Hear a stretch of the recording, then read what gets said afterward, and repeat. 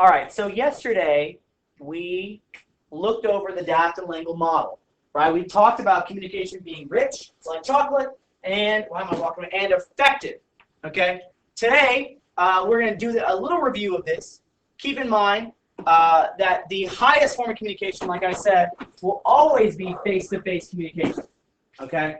And the lowest form is going to be this unaddressed documents. And in the middle, you're going to have things like text, letters, emails that are directed towards you, but you lose out on a lot of the context because you're not in a face-to-face situation. All right? So that's the daptolingual model. Remember, I'm only going to ask you for it to be known as the media richness theory model. I like to call it daptolingual, but media richness theory model is what I'll call it on the exam. All right. So I talked to you yesterday about how much I hate text messaging. And this is why. So you have Humberto asking his friend, who's a girl, he says, or maybe, yeah, he says, sup, and she goes, not much. He goes, you want to go out tonight? She goes, lol, not with you. But here's the thing, like, you could take this in many different ways, right? Like, lol, not with you, like, it could be like a joke. Or lol, not with you. Like, it could be like a negative thing. So, like, this is why I hate text messaging, because you do lose out on the facial expression. If you saw the way this girl reacted to Humberto's response, you would know the true meaning of the message. But you don't. You lose out on that in text message. All right. This is the Gamble and Gamble model. There is really no other name for it, so you're going to have to know it as the Gamble and Gamble model. This is probably the can you push P on the? This is probably the most popular model when it comes to the speech communication process. Okay, and it's a very simplistic model. This model was just revised about 2 years ago, and it looks different than when I've done it when I started teaching 5 years ago. So it's always changing, but it's a very simplistic model. When I go through, you'll be like, oh yeah, that makes total sense. Okay, on a test, I will oftentimes say that there is one true model of communication, and that model is the dance model. Okay, it's the dance communication helix. I will call it the dance model. I love this model, okay, because I think and I know that it is the ultimate true form of communication. Okay, it really documents communication in its purest form. Now, when you look at this, what does it look like to you? Tornado. Tornado. What else does it look like to you? Spiral. Spiral. So, when you hear the word helix, what do you think of? DNA. DNA. Double helix. Right. So, a helix is something that's very wound around, right? And these helixes represent two individuals. Okay? Let's say this is me, and let's say I'm talking to David. Okay? If I'm talking to David, we have different helixes that represent us. Now, the dance model argues that when you communicate with someone, your helixes will cross. Okay? Now, why is it important for the helixes to cross for you to diagram proper communication? Well, dance argues that inside this helix are all your experiences, all of your culture, kind of how you were raised. Okay? All of this you bring into communication with others. Does that make sense? Like, when you communicate, you don't communicate in a vacuum where it's just, hi, how are you? I am fine, how are you? Okay? Because a lot of things are injected into our communication based on where we grew up, based on our culture, right? Soon in this class, we'll talk about intercultural communication and how people from other cultures communicate. Okay? And you'll soon see that we don't all communicate in this vacuum. So the dance model makes perfect sense, right? All of my experiences, all of my culture, how I was raised, David's experiences, his culture, how he was raised, all of this gets brought into the model. And what happens is our helixes, I'll do David's in blue, will intersect every time we have a communication encounter. Okay? So you have a communication encounter here, you have a communication encounter here, and every time it crosses, we bring in all that. Okay? So that's really cool to know. That's why I love this model, because all other models fail to bring into concept this idea of this being part of the communication model. Most of the time, it's just the actual communication. They ignore all these other items. So, ladies and gentlemen, we know for a fact that you can't ignore this because you carry this with you all the time. Am I right? So I love the dance model. I think the dance model is the true model. Now, the state of Texas will think otherwise. Okay, and the state of Texas wants me to teach you the gamble and gamble model. So I will teach you the gamble and gamble model, but know on an exam that I tend to prefer the dance model. FYI, I asked this on tests. Which model does Mr. Rodriguez think is the most appropriate form of the communication model? And you'll say, the dance model. So for those people who are like not taking notes and just downloading my slides, they won't know this. Okay? Cool. All right. This is why I wish I had CSHS's ones that go, because I'm too short. I got this right here. All right. All right, so let's go back for a moment. Can you push P twice? Okay, so in this model, we're going to talk about the different parts of it, okay? The first part we're going to talk about is going to be right here called the sender. That's a terrible color to use now, isn't it? Now it's like 3D. The sender, okay? Just so you know, I have terrible handwriting, but I'm working my best to fix that. So the sender, okay, is the first bit of information we're going to talk about when it comes to gamble and gamble model. Okay, please do it. All right. So the sender is the person who starts the communication, who transmits the message. Very, very easy to understand, right? You're like, okay, bring on the next one. So if we know that the communication starts with the sender, who can guess what happens next? It goes to a receiver. Winner, winner, chicken dinner. Yes. The next, so after it goes to a sender, there, it's going to go to a receiver. Okay? And the receiver is the person who takes in the message, who decodes the message, right? Easy enough. I showed you the example yesterday of throwing the Angry Bird back and forth. You have sender, receiver, a sender, a receiver, a sender, a receiver. Okay? Not rocket science just yet. By the way, the gamble and gamble model is named gamble and gamble because it's two communication researchers that got married. And they named them, and now they're just gamble and gamble. As it happens in academia, usually people who work together on large projects like this end up getting hitched in the end. All right.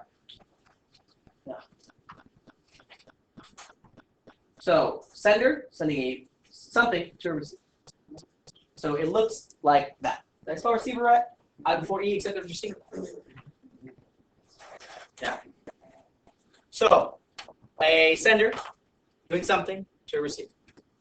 So Brandon called it, right? The next part is called the message. The message are the thoughts and ideas being communicated. Now, this can be verbal or this can be non-verbal. Okay? If I say hello to you, you would get the same message as if I waved to you. I'm sending a message either way. Okay? If I put on perfume to go on a date, my smell could send a message to you. Okay, I'm trying to impress somebody. All right, that could send a message. So, a message is the thoughts and ideas being communicated, and it can be sent through several mediums.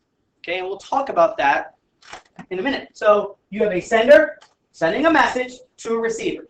So, notice the diagram, okay? Because you're going to have to use a diagram in some activities we're going to do soon. Sender is sending a message to a receiver, okay? And you have the box there in the middle that represents the message. Now, notice we've got some lines here. We've got another box here. We've got some random triangles. We've got an awkward square, okay? We're working on it. So, so far, we got almost halfway down the model. All right, feedback. There are two different types of feedback, okay? Now, there is external feedback and internal feedback. Just so you know, as an extra supplement that's not in my slide, external feedback is more common than internal feedback. Okay? Always more common than internal feedback, because external feedback is your natural response to the message. Okay? If I say hi to you, your external feedback to me would be generally hi back. Okay? Now, what's very interesting to know, though, with external feedback is, I told you it could be verbal or nonverbal, so I could say hi to you, and you could wave to me. That would still be external feedback. Or, it does not have to match the sender's message. What does that look like? If I say hi to you in the hallway, and you ignore me and just keep walking, that is still external feedback. You don't necessarily have to match my message. Okay, it's still external feedback. So external feedback is your initial response to the message sent by the sender. Okay, can be verbal or nonverbal, and it doesn't necessarily have to match the communication message that was sent. Okay.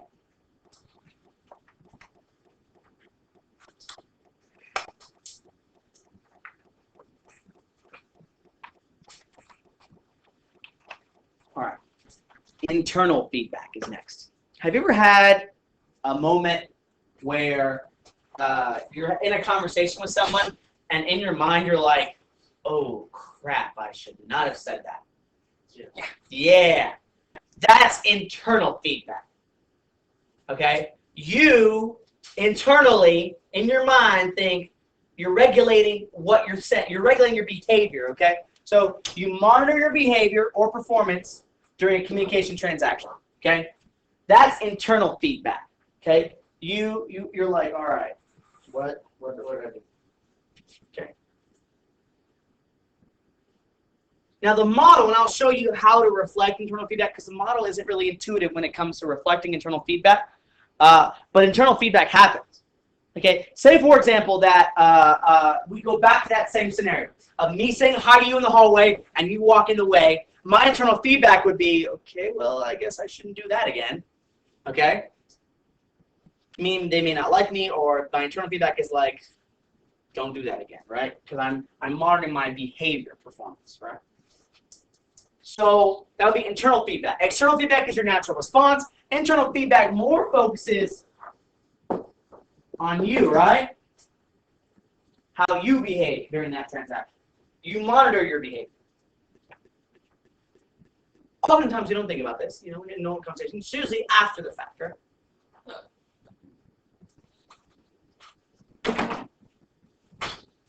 All right. So, everybody got that? Questions on that? External is your natural response. Internal is you regulating yourself. All right. And now, so to add on to this, you can have positive or negative feedback. So it could be positive external, positive internal, negative external, negative internal. So positive feedback. Okay. I TA'd for a psychology class at A&M for several years. Okay. And when we talked about positive and negative feedback, there was always a problem with the students, that they would always think that negative feedback was bad. Negative feedback doesn't necessarily have to be bad. Okay? So let's go through each one. Positive feedback basically says to keep doing a behavior that is in progress. It enhances a behavior that's in progress. So if someone's giving you positive feedback, it's okay to continue this behavior. Okay? So go back to the hallway example.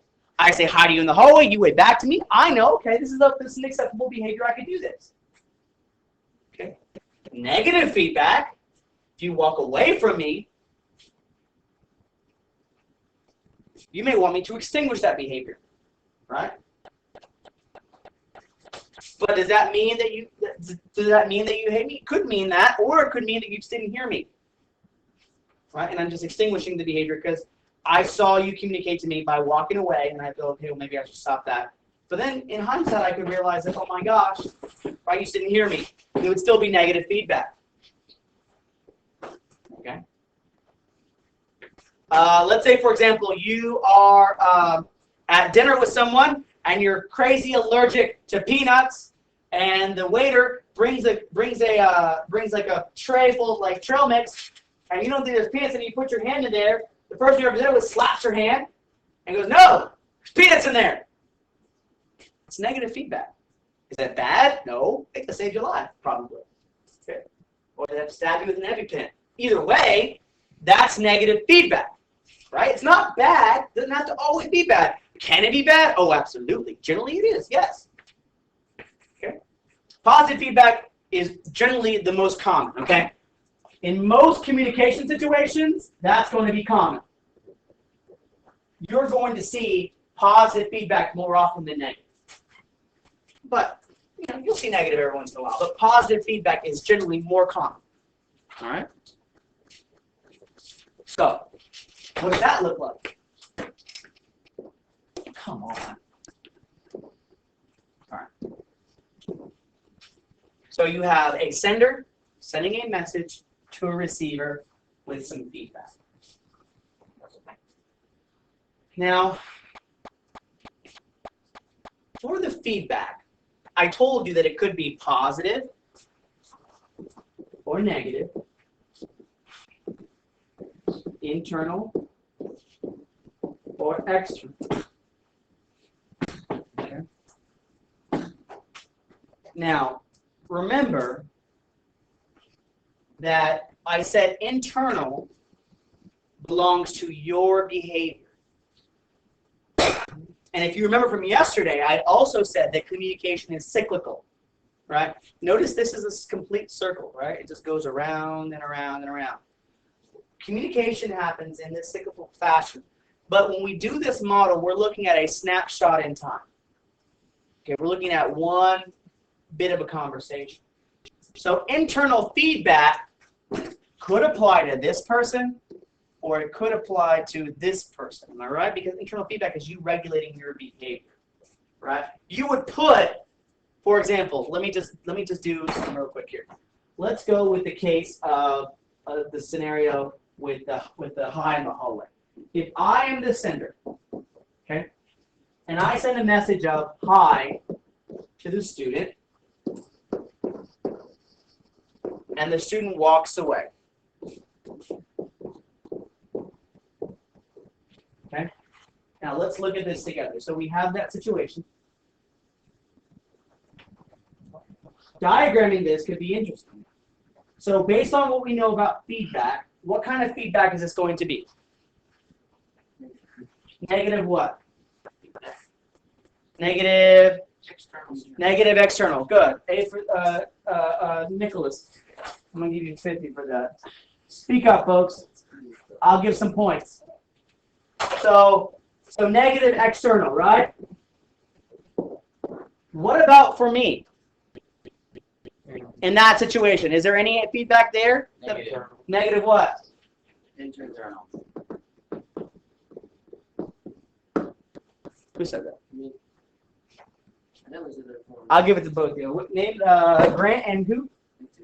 What? Victor. Victor. Okay. So you have negative internal and negative external. If you ever, because like I said, this model is not very friendly to internal feedback, right? Because it doesn't have a space for it. You're going to want to label it over here so that I can know when I'm reading your scenarios if there's any internal feedback. Okay. So are we okay with this so far? Diagramming this you could do. Feedback is what throws a lot of people off. Okay.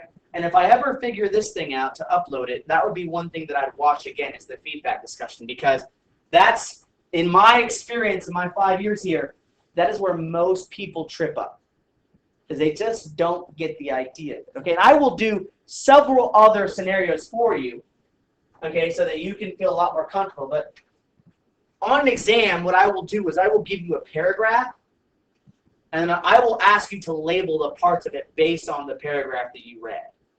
Okay, so I'll just say, Bob is talking to his friend James, and then you'll have to diagram it yourself.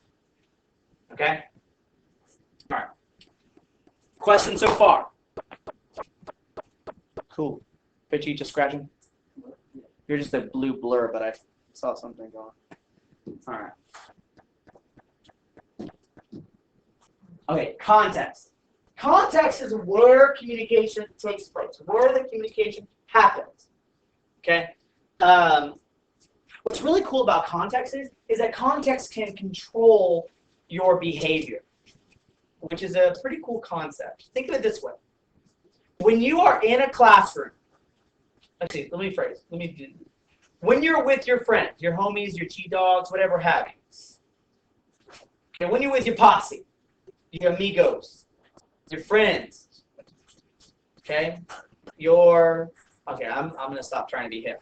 When you're with your peeps, okay, when you're with your friends, you behave differently than, let's say, that if you're at your grandma's house. Am I right? Because context, where you communicate, can have an effect on your behavior. You don't behave the same way at school than you do at a funeral, right? Because context dictates your behavior. If you're like, what up, my friend, and you're doing that crazy hand thing, you're not going to do that at a funeral. Nah, you gonna do it. You ready? 2-pump handshake gun. A 2-pump handshake gun. Are you kidding me?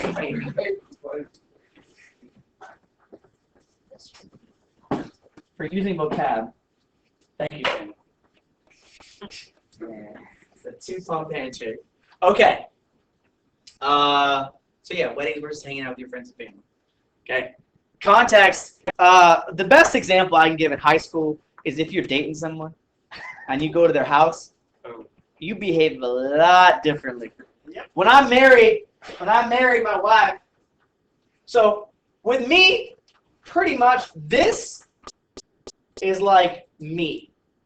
Okay? Like you pretty much, like you get me. Like this room is me. Okay, Nintendo everywhere, randomness, crazy stuff. How I'm talking to you is me. Okay? When I'm with my wife's family, it's different. Okay?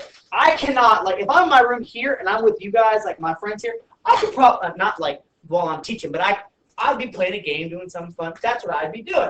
But if I was at my wife's parents' house, I'd be like, well, can't do that here. Okay, can't slouch around here. Gotta sit up straight. Gotta say some good things.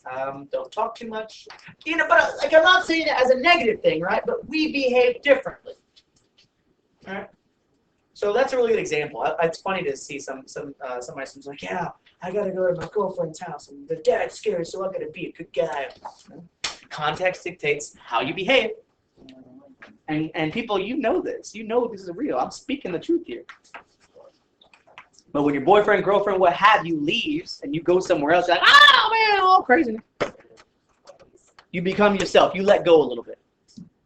All right, here's how it looks like in the model. Okay. Don't put context there. Put it in the center, yes.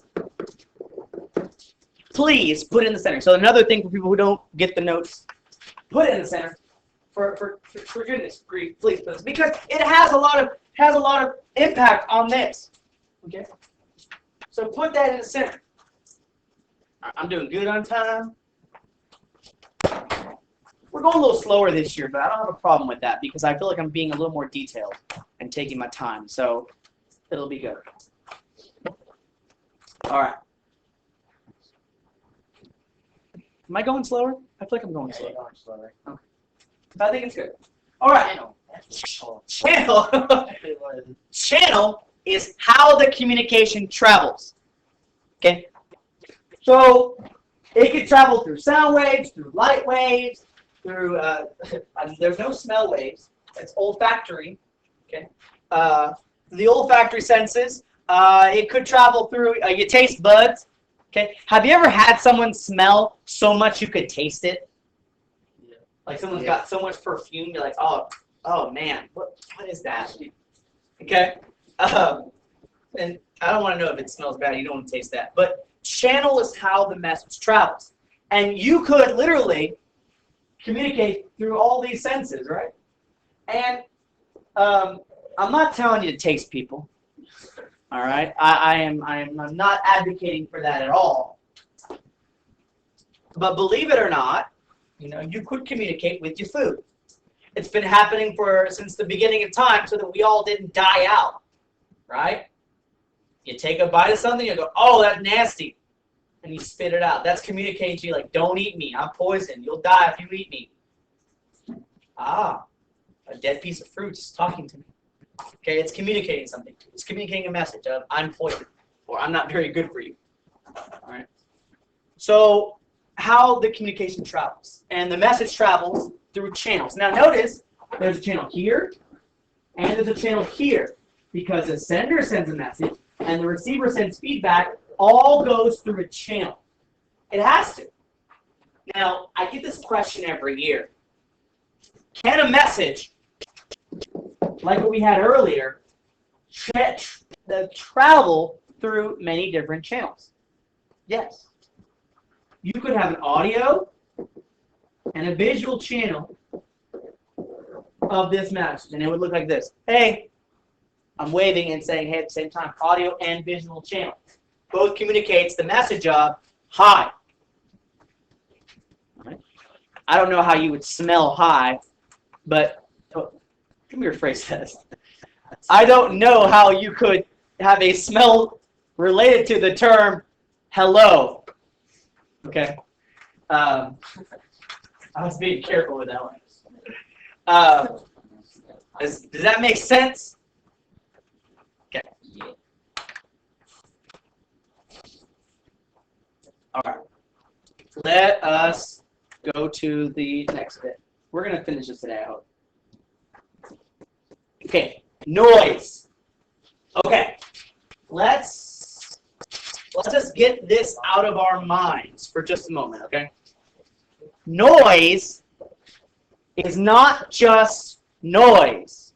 Okay, and there's 3 different types of noise we'll talk about, okay? So we're first going to talk about physical noise. And physical noise is any kind of sound or loud noise or shout that gets in the way of the communication. So what's happening right now is you're experiencing noise, physical noise, at first, because this is physical noise, folks. You can hear me a lot better without it, right? That was physical noise, ladies and gentlemen. Many of y'all are now awake. Physical noise is like the air conditioning unit that buzzes all the time and annoys you, and it can sometimes bug you. Or physical noise can be when you're at a football game and you gotta like yell in someone's ear. You can't talk really well to them. That's physical noise. Okay. If you are in the cafeteria and it's loud, right? You gotta do the same thing. Physical noise. Okay. That is what we know as our common definition of noise would be physical noise. Okay. But there's also what's called psychological noise. And psychological noise is any kind of feeling, any kind of emotion, any kind of thing like you're feeling sick or you're tired, any kind of body kind of things like that. That's psychological noise. Have you ever had a situation where you kind of dozed off when someone was talking to you and you're like, what happened? Okay, that is psychological noise. All right. Huh? Because you're tired, right? Or like when you're sleeping? Yeah. Or like if someone, say for example, you're having a bad day and your boyfriend, girlfriend, what have you, breaks up with you, and you're like, oh my gosh, how's it get worse? And you're like down all day, right? And then someone tries talking to you about it, you're like, what are you talking about? I'm not in the mood, right? That can be a psychological noise because of those feelings, emotion that you're dealing with. Okay. Semantic noise. Okay, this is where it gets tough for some people. Because those two are relatively simple, right? Physical noise, actual noise. Psychological noise makes sense. Feelings, emotions, feeling sick or tired. Okay, that makes sense. There's 2 types of semantic noise. Semantic noise against the speaker and semantic noise against the message. Okay? And semantic noise is something about the speaker or the message that you don't like. And it can be a lot of different things. Most of the time it's about the speaker, it's about age, race, gender, politics, or rumors that you've heard about them. Look, I know many of y'all, when you got your schedules, you asked your friends, hey, look at my schedule. You know any of these people? How many of y'all did that? Exactly. And people say, oh, yeah, that guy's cool, that guy's real chill. Oh, no, I'm sorry about that. I have heard things about this person. All right? And that already creates semantic noise in your mind. Have you ever had someone that you knows is like the complete opposite of you, and you try and talk to them like nope to everything you're saying? That person has semantic noise against you. Okay? Something about you that they don't like. Okay? And then they won't listen to you. That's semantic noise. Semantic noise against the message. Racist, sexist, or slang you don't understand. I try to keep with the times, to understand the slang that's being thrown around. Okay? I don't get it all. Okay? Like, what am I turning down for? You don't? What is a turn down? Turn down when you like don't turn like once you know you like turn up. Like you turned up before you went in there. Now you go in there and turn down. So I ask this question every year. And I've asked it for 5 years, and I still have not got a straight answer.